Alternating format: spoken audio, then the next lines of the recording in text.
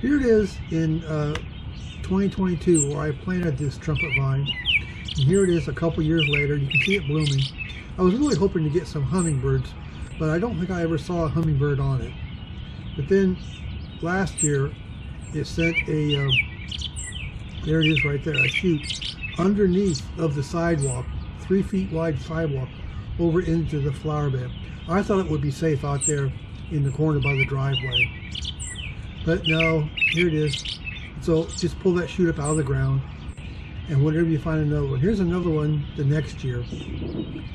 And look how fast, how big it got before we even saw it. So I decided to go ahead and take that out, take out the swing set. So here it is, the swing set's gone. And I'm not taking any of these other plants because I don't want to accidentally get a piece of root and plant it somewhere else. And so trumpet vine is a very fast growing. A lot of people consider it invasive. I thought it would be safe in this area, but no, it went underneath the sidewalk.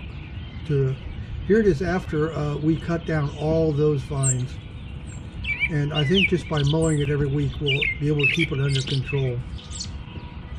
So there it is.